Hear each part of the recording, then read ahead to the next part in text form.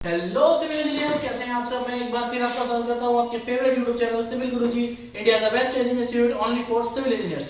दोस्तों, मेरा नाम प्रशांत झा है और मैं कॉर्पोरेट ट्रेनर हूं सिविल गुरुजी के मोहाली ब्रांच में। और जैसे कि आप सब देख रहे हैं कि हमारे दिसंबर मंथ के इंजीनियर्स हमसे जुड़े हुए हैं, जिनकी बीबीएस की क्लासेस चल रही है, जिनका आज 860 डेज चैलेंज में से 34th डे है और आज ये पढ़ने जा रहे हैं बीबीएस ऑफ कॉलम। तो दोस्तों, जैसे कि आप सबको पता है कि जो कॉलम होता है वो हमारे बिल्डिंग का वर्टिकल मेंबर होता है। इसका काम क्या होता है? इसका काम होता है कि पूरे फाउंडेशन मतलब पूरी बिल्डिंग का जितना भी लोड है उसको कैरी करना और कैरी करके कहां पहुंचाना, फुटिंग के जरिए फाउंडेशन तक पहुंचाने का काम जो होता है तो हमारे कॉलम का होता है। इसका मतलब ये भी हुआ कि जो हमारे बिल्डिंग का जो मेजर रोल प्ले करता है लोड ट्रांसफर का, वो कॉलम लोड प्ले करता है। इसीलिए हमारे कॉलम को समझना बहुत ही ज्यादा जरूरी होता है। और कॉलम में जब तक हमारा स्टील नहीं रहेगा उसकी स्ट्रेंथ नहीं बन सकती। तो इसीलिए बीबीएस ऑफ कॉलम बहुत ज्यादा इंपॉर्टेंट और बहुत ज्यादा क्रूशियल होता है एज एक सिविल इंजीनियर के पॉइंट ऑफ व्यू से। और जो बीबीएस ऑफ कॉलम है, इसमें बहुत सारे सिविल इंजीनियर को कंफ्यूजन भी रहती है कि कैसे असल में बीबीएस ऑफ कॉलम निकाला जाता है। तो आइए आज हम इसी में बात करेंगे और आज हम उनको बताएंगे और इनको भी सिखाएंगे कि कैसे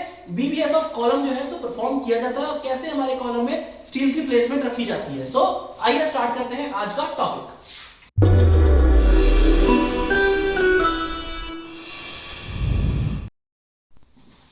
हेलो व्यूअर्स, तो आइए स्टार्ट करते हैं आज का टॉपिक जो कि हमारा है बीबीएस ऑफ कॉलम। तो उसके लिए सबसे पहले जरूरी है कि हमें पता हो कि हमारे पास कोई एक ऐसी बिल्डिंग हो जिसपे हमें कॉलम लगाना हो। तो हमारे पास फॉर एग्जांपल के लिए एक ऐसी बिल्डिंग है। अब जैसे कि आप इस बिल्डिंग को देख रहे होंगे, सबसे पहले आपको पता रहा होगा कि ये हमारा एनजीएल है और एनजीएल से नीचे जो उसकी डेप्थ है वो 1.5 मीटर यानी कि 1500 मीटर हमारी डेप्थ है।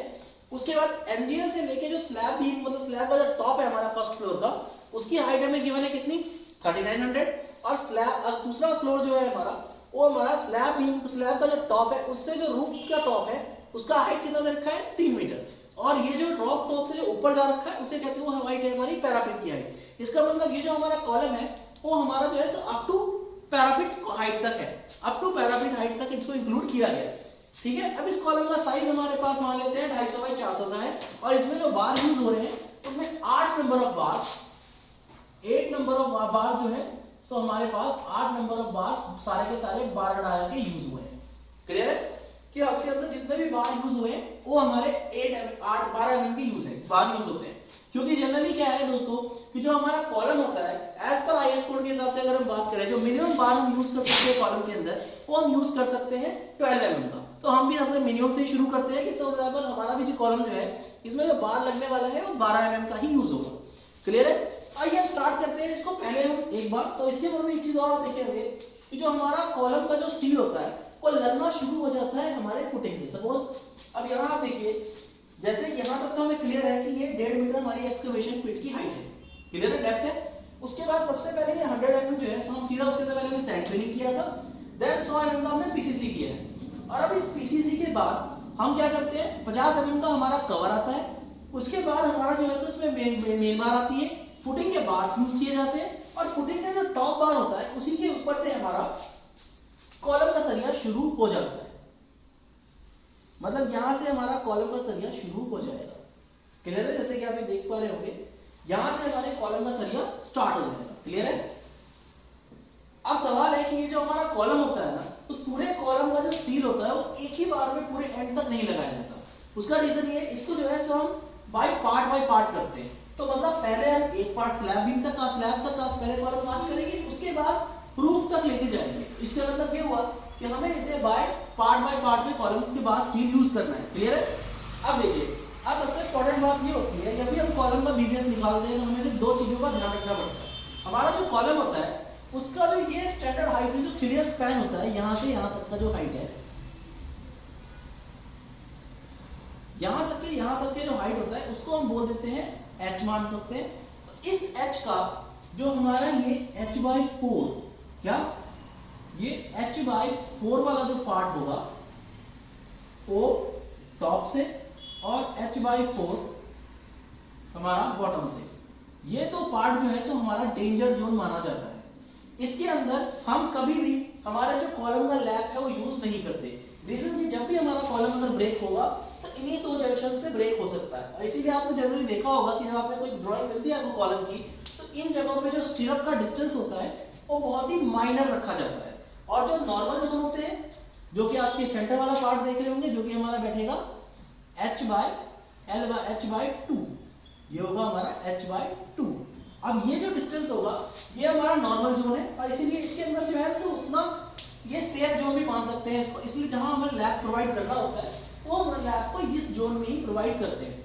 इसीलिए आपने अगर ड्राइंग देखी हो उसमें आपको ये पता चल गया होगा कि इसके अंदर जो स्टीरअप का डिस्टेंस है कई बार इंक्रीज कर दिया जाता है, बट एंड से और टॉप से, मतलब बॉटम और टॉपर के बीच में कुछ हाइट का जो डिस्टेंस होता है स्टीरअप का, उसकी डिस्टेंस बहुत ही कम रखी जाती है।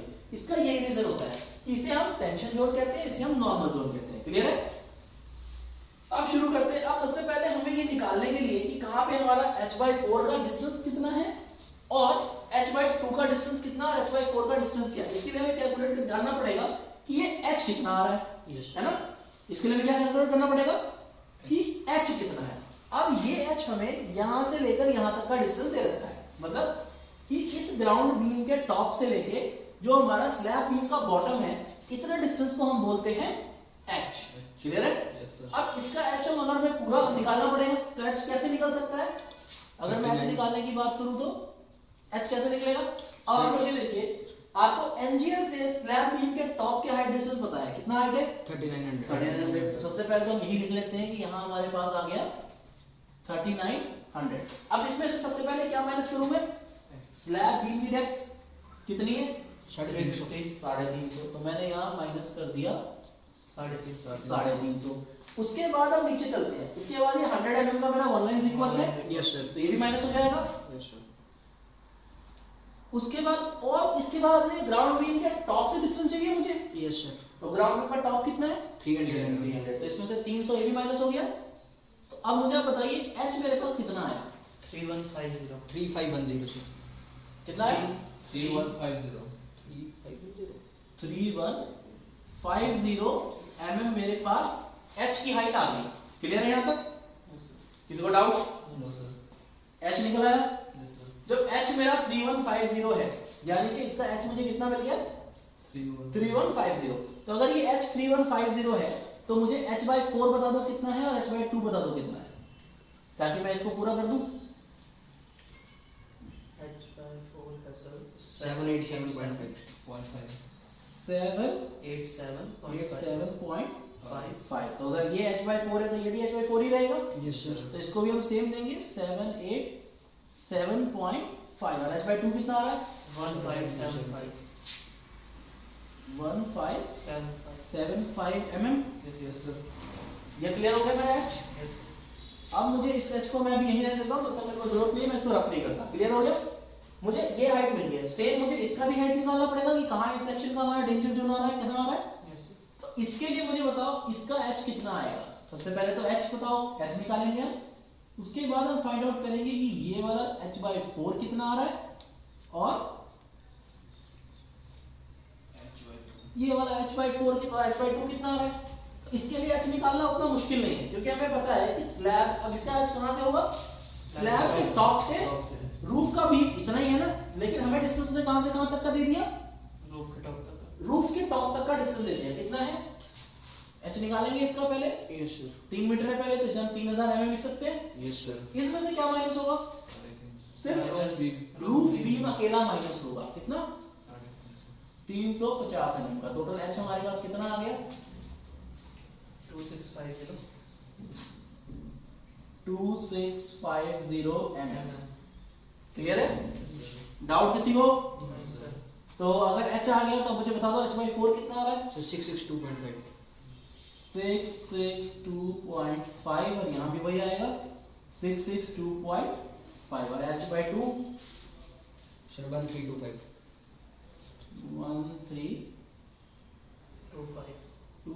mm। क्लियर है? यहाँ तक क्लियर हुआ या नहीं हुआ ये बता दो पहले। यस सर, हो गया। पक्का? Yes sir. किसी को डाउट तो नहीं है इसमें? No sir. इसका मतलब हमें जो चीज चाहिए था हमने पता लगा लिया। सही है? इसका मतलब जो हमारा यहाँ से जो इनको बार हमने कॉलम लगाना शुरू किया है वो हमारा, और कॉलम में एक चीज और होती है, एक लैप और दूसरे लैप के बीच में हमें कितना डिस्टेंस रखना पड़ता है? 1 मीटर। 1 मीटर। उसकी बात हम बाद में करेंगे, अभी उसके हमें जरूरत नहीं, क्योंकि हमें पहला ही बार जा रहा है। जब दूसरा बार आएगा तब हम चेक करेंगे कहाँ हमारा डिस्टेंस आ रहा है। अभी हम पहले इसी बार को चलते हैं। तो इस बार को हम यहाँ से स्टार्ट करेंगे और कहाँ पर लाके खत्म करेंगे? इसके टॉप तक। सही है? गलत है?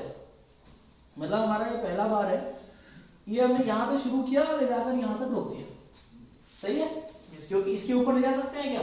नहीं, क्योंकि डेंजर जोन है, इसके ऊपर हम जा नहीं सकते।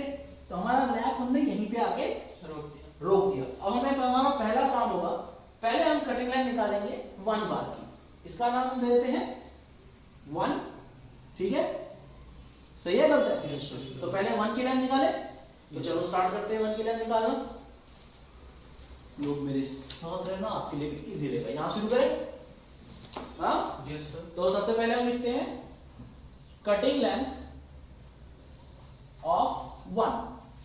हम इसको पहला बार है तो हमने इसे 1 का नाम दे दिया, क्लियर है? Yes sir. शुरू करें। सबसे पहले आपने देखा होगा कि हमारा जो बार है ये यहाँ पूरा है, यहाँ बैंड हुआ है, यस सर। इसको हम कहते हैं लेंथ, इसको कहते हैं, ये ऐसे दिख रहा है, यस सर। ये इसकी टांग है जिस पे ये खड़ा है, तो इस टांगे की वजह से इसका नाम क्या दे दिया हमने? लेंथ। और हम इसको जनरली 300 mm लेते हैं। कितना लेते हैं? 300 mm। 300 mm। सबसे पहले तो टांग आ गई इसकी, क्योंकि हॉरिजॉन्टल डिस्टेंस था, कोई दिक्कत थी नहीं। Yes sir. अब प्रॉब्लम क्या है कि हमें यहाँ से लेकर यहाँ तक का डिस्टेंस नापना है, कितना है? Yes sir. पूरा तो हमें पता है कि 1.5 मीटर है, पर हमें यहाँ से लेके यहाँ तक का डिस्टेंस कैलकुलेट करना है। तो उसके लिए हम क्या करेंगे? सबसे पहले हम क्या करेंगे, पूरा हमारे पास एक्सकवेशन डेप्थ पता है हमें, यस सर। उसमें से अगर हम सैंड फिलिंग, पीसीसी, कवर और दोनों फुटिंग डाया के बाहर का डाया माइनस कर दें, तो क्या हम यहाँ तक इसकी हाइट भी मिल जाएगी हमें एनजी तक का? Yes sir. चलो फिर ऐड कर देते हैं। सबसे पहले प्लस 1500, क्योंकि एक्सकवेशन पिट की डेप्थ थी, उसमें से हम सबसे पहले माइनस करते हैं 100 mm का हमारा सैंड फिलिंग, फिर माइनस करते हैं 100 mm का पीसीसी, और हमारी फुटिंग का कवर कितना होता है? 50 mm। तो सबसे पहले हमने फुटिंग का कवर 50 mm हटा दिया। अब हमारी फुटिंग में जो बार यूज हुई थी वो कुछ कितने डाया की थी? 12 की थी, तो मतलब 2 बार यूज हुए थे, मेन बार और डिस्ट्रीब्यूशन बार, तो वही माइनस कर देते हैं 12 माइनस 12, यानी कि इतना माइनस करने के बाद हम कहां तक पहुंच गए? एनजीएल तक हम आ गए। अब एनजीएल से ये हमें साफ दिख रहा है 193 पर कितना हुआ है? तो प्लस होगा ये, yes sir. 100 plus ground pin कितना है? 300 mm। ये भी प्लस होगा, यस सर। प्लस। अब हमें यहां से लेके यहां तक का डिस्टेंस चाहिए, तो सीधा ही प्लस करते हैं। अब ये h/4 कितना है?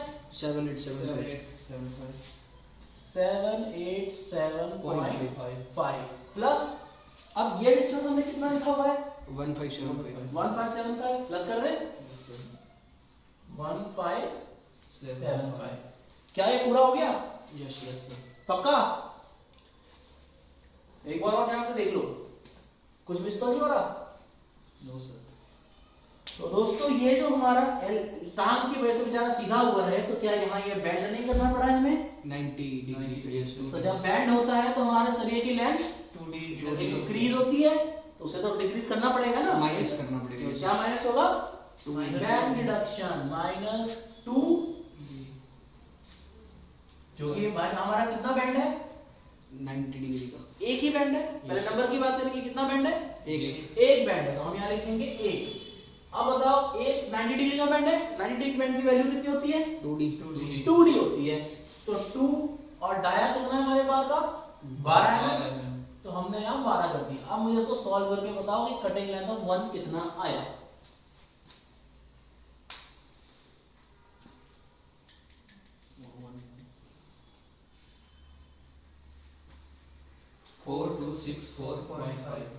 कितना है? 4264.5 4264.5 mm है ना? Yes sir.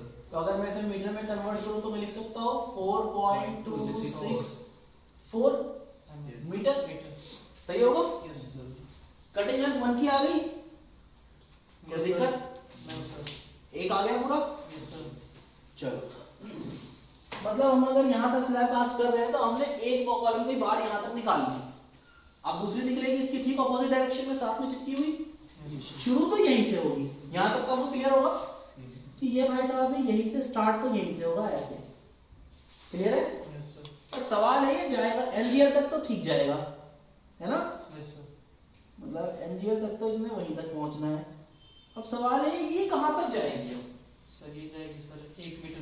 अब हमने बोला है कि जो हमारा लैप है इन दोनों के बीच में कितना गैप होना चाहिए? 1 मीटर का होना चाहिए। अगर इसका टॉप 1575 है, इसका ये कहाँ तक जाएगा, इससे 1 मीटर एक कम, मीटर नीचे। तो 1575 माइनस 1 मीटर कितना जाता है, 575 सर। तो इसका मतलब ये भाई साहब मेरे यहीं तक आके रुक जाएंगे। क्लियर हुआ? Yes sir.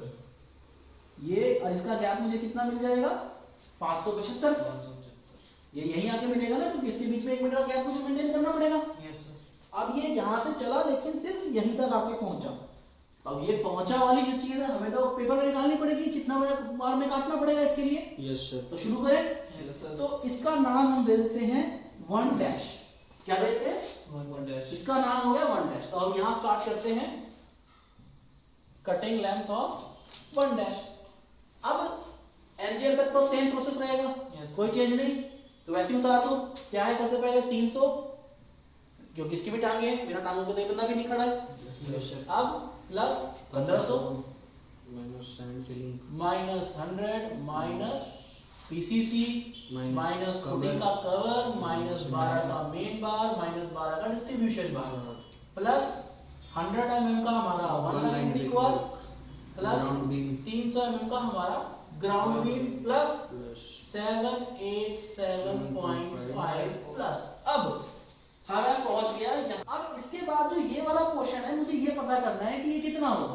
तो अगर ये पूरा 1575 था तो ये कितना बचेगा, 1 मीटर कम। 575। तो मैं यहाँ एंटर कर दूंगा प्लस 575। अब सेम बैंड अगर मैंने इस केस में लगाया है तो यहाँ भी तो बैंड हुआ है ना। Yes sir. जब तक ये बैंड नहीं होगा तो स्ट्रेट खड़ा ही हो नहीं सकता तुम्हारे लेग के ऊपर। तो यहाँ भी एक बैंड माइनस करना पड़ेगा हमें। तो -1 into 2 into 12। अब इसको कैलकुलेट करके मुझे आंसर बताइए कितना आ रहा है। 3264.5। तो इसका आंसर कितना आएगा हमारा 3264.5 mm, यानी कि 3.264 मीटर। सही है। Yes sir. अब आप लोगों के माइंड में आ रहा होगा कि ये जो लेंथ हमारी mm में चली रही है तो मैं साथ में मैं मीटर में क्यों कन्वर्ट कर रहा हूँ। तो इसका रीजन ये है कि हमें जो यूनिट वेट पता है हमारे बार्स के, वो पर मीटर के हिसाब से पता है, mm के हिसाब से नहीं। इसीलिए हम क्या कर रहे हैं, हम इसे मीटर में लेके चल रहे हैं ताकि हम सीधा हमारी लेंथ को यूनिट वेट से मल्टीप्लाई करेंगे और हमारे पास पूरे कॉलम के बार्स का वेट आ जाएगा कि हाँ इतना केजी हमारे कॉलम में यूज हो रहे हैं। क्लियर है? Yes sir. इसी के लिए हम ऐसा कर रहे हैं। यहाँ तक क्लियर हो गया? Yes sir. अब आपने देखा कि हमारी दोनों बार्स यहाँ तक आगे पहुंच गई। क्लियर है? मतलब एक फर्स्ट पार्ट हमारा काम हो गया।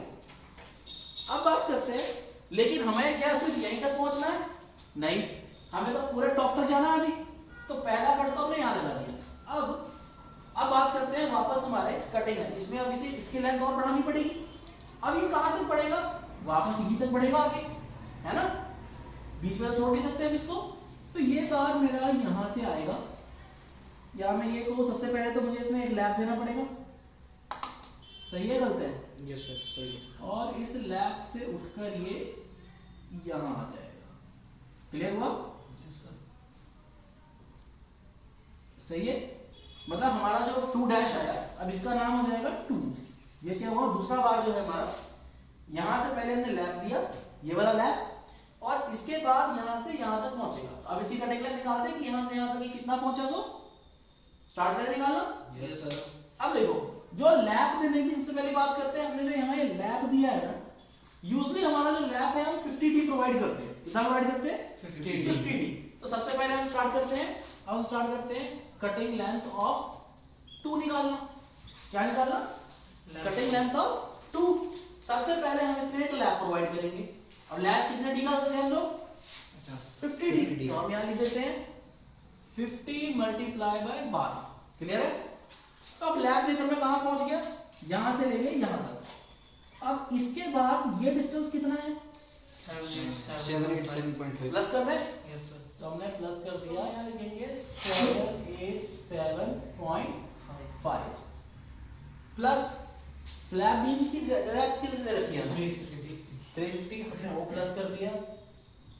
प्लस अब यहाँ से यहाँ तक का डेप्थ कितना है? 662.5। तो हम यहाँ लिखेंगे 662.5 प्लस, अब मैं यहाँ से यहाँ पहुँचना है 1325 पूरा है, तो हमने वहाँ ऐड करके लिख दिया 1325। तो टोटल कितना आया? टोटल कैलकुलेट कर बताइए, क्योंकि इसमें कोई बैंड तो है नहीं है बहुत, या कोई बैंड है? नहीं सर। नहीं है तो यहीं रुक जाएगा ये।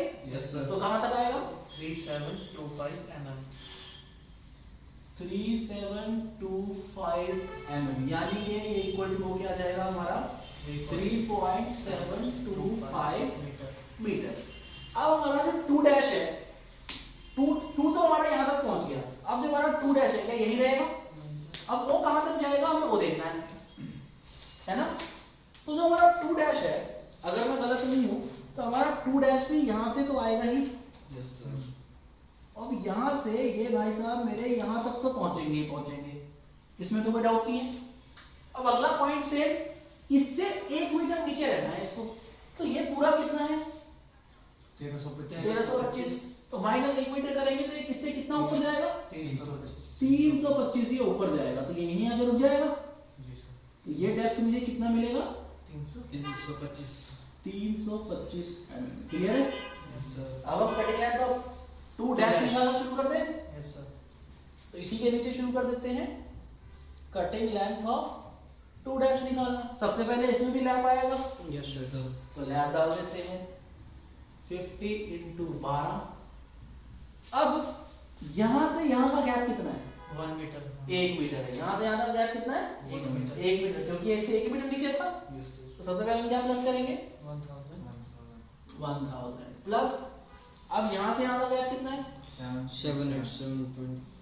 787.5 प्लस 350 का हमारा बीम एज यूजुअल आ जाएगा, प्लस 662.5 प्लस 325 और ऊपर जा रहा है ये। अब इसमें भी कोई बैंड बूंद तो है नहीं। तो क्या इसकी लेंथ यहीं से यहीं तक नहीं आ गई? तो कैलकुलेट करके बता दो कितनी लेंथ आई? 3725। 3725 में तो सेम ही आ रही है, 3725 mm, यानी कि 3.725 मीटर। क्लियर है? Yes sir. मतलब हमने यहाँ से शुरू किया था अपना बार लगाना और अब यहाँ तक पहुंच गए। मतलब इस बार में हम पूरे ऊपर तक चले जाएंगे। Yes sir. तो वापस अब 3 पे आते हैं। किस पे? Third line. अब थर्ड लाइन का भी सेम कॉन्सेप्ट रहेगा। Yes sir. यहाँ से तो भाई साहब लैब लेकर आएंगे है ना। Yes sir. यहाँ तक आएंगे, यहाँ से ऊपर हुए। अब ये कहाँ तक जाएंगे? पैरापिट टॉप के ऊपर तक पहुंच जाएंगे। अब ये 1000 का तो पूरा है। कॉलम का कवर कितना होता है? 40।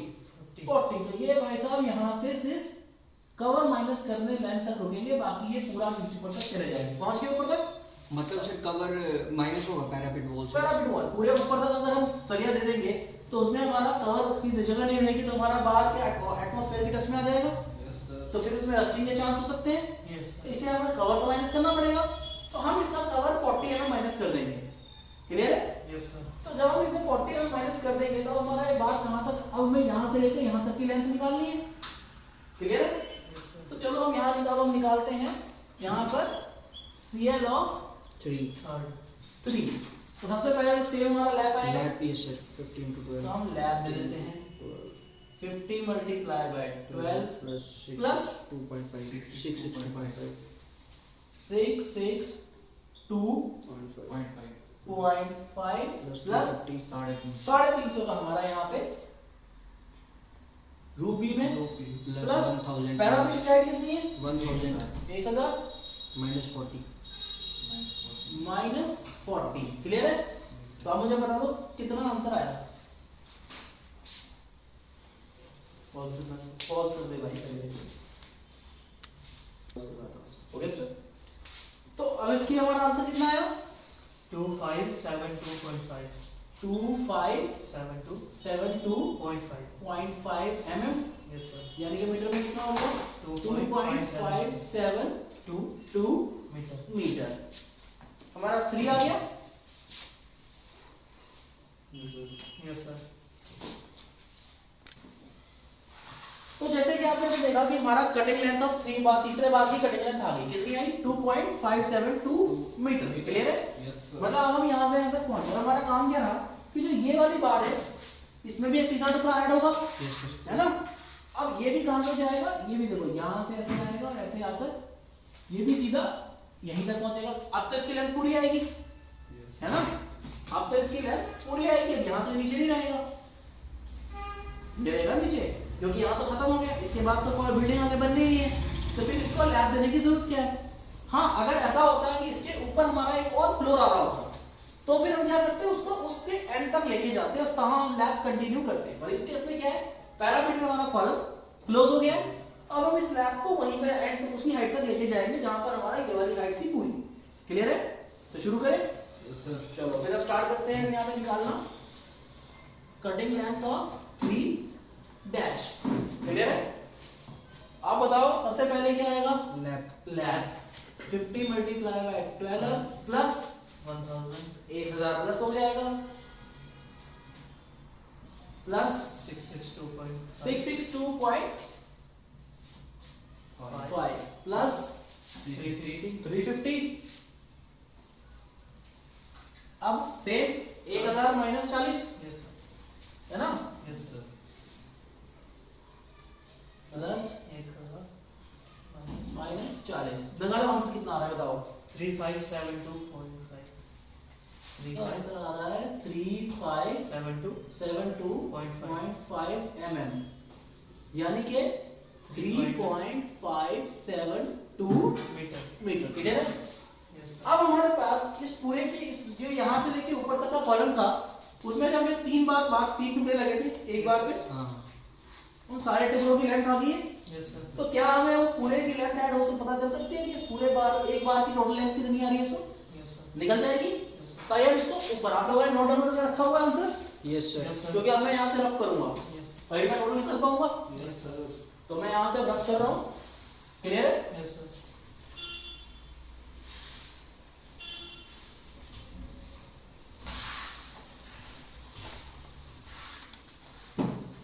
सबसे पहले बात करते हैं cutting length total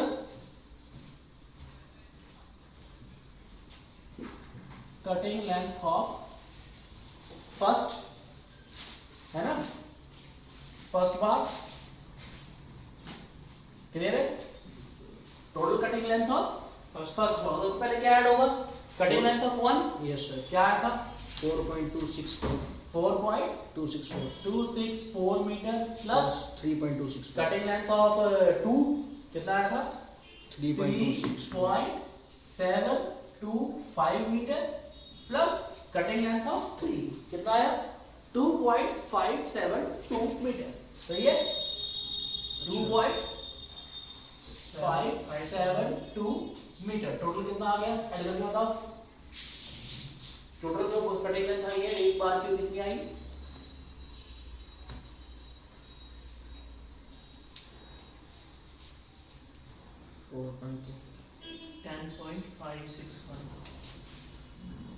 10.561 yes sir.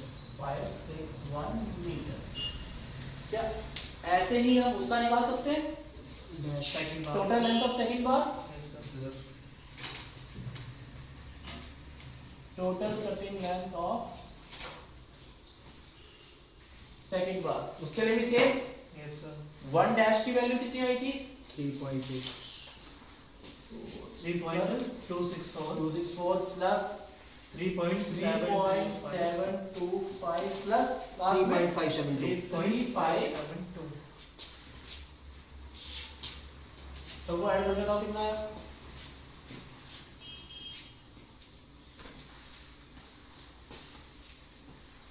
Sir 10.56 same 10.561 metre. सही है?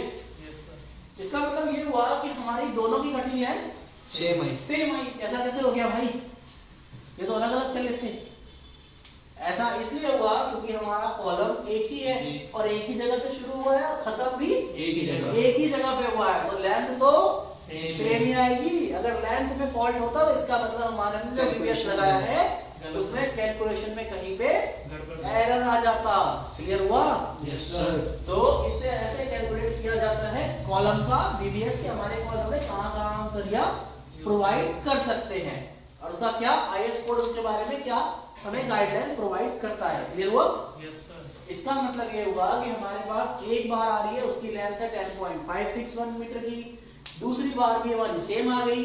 इस कॉलम में हमारे पास 8 नंबर ऑफ बार लग रहे थे 12 के, जब दोनों सेम है यस सर। तो अगर मैं एक ही को मल्टीप्लाई कर दूं 8 से तो क्या टोटल सरिया के बार कटिंग लेंथ नहीं आ जाएगी? Yes sir. है ना? अगर अलग अलग होता तो 4 को एक तरह से करते, 4 को दूसरी तरह से, पर इस केस में क्या हुआ, दोनों सेम आ गई, तो उसके लिए हम डायरेक्ट लिख सकते हैं यस सर। कि total cutting length of steel बार क्या हो जाएगा?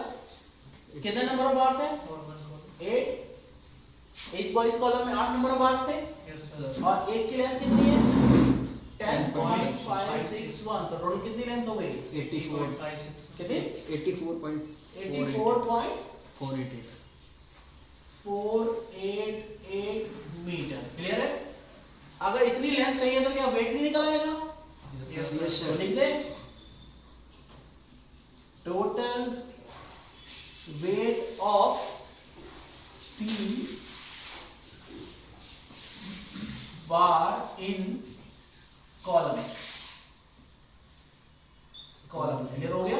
Yes sir. कितना आ जाएगा? 84.480 टोटल लेंथ कितना था?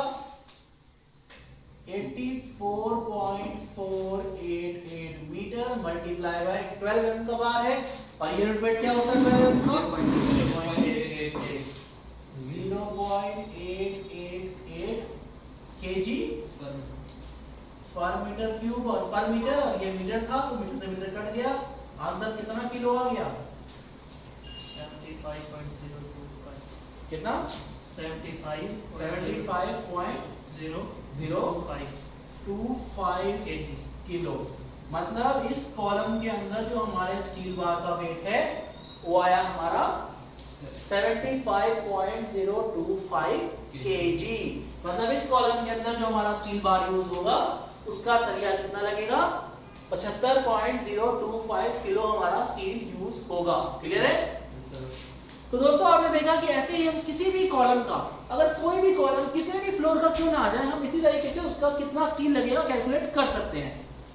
देखा दोस्तों आपने इतनी आसानी से आप BBS ऑफ स्टील जो कॉलम में यूज होगा वो आप सीख गए। ठीक, अगर आप भी ऐसी स्किल सीखना चाहते हैं ताकि आप इतनी ही आसानी से कोई भी मेंबर का स्टील कैलकुलेशन अगर सीखना चाहते हैं तो आप भी हमारा सिविल गुरुजी का हार्ड 60 डे चैलेंज ज्वाइन कर सकते हैं। और हार्ड 60 डे चैलेंज ज्वाइन करने के लिए आपको क्या करना है? आपको अपना मोबाइल फोन उठाना है और डायल करना है 9111001234 और हमें कॉल लगानी है, अपनी सीट बुक करनी है। या फिर अगर आप चाहें तो आप सिविल गुरुजी मोहाली ब्रांच विजिट कर सकते हैं, मुझसे मिल सकते हैं और उसके बाद भी अपनी सीट बुक कर सकते हैं। क्योंकि दोस्तों जब तक आपके अंदर स्किल्स नहीं आएगी, आपकी वैल्यूज नहीं होंगी, विदाउट वैल्यू जब तक आपकी वैल्यू क्रिएट नहीं करोगे आपने अपने लिए जो भी अपने एम्बिशन सोचा होगा, जिस जॉब तक पहुंचने का आपका गोल होगा, उस गोल को आप अचीव नहीं कर पाओगे। तो जल्द से जल्द यहाँ आओ, ट्रेनिंग करो, अपने अंदर स्किल्स सीखो, अपनी वैल्यू इंक्रीज करो ताकि आपने अपने लिए जो भी गोल सोचा उस गोल को अचीव कर सको। So thank you.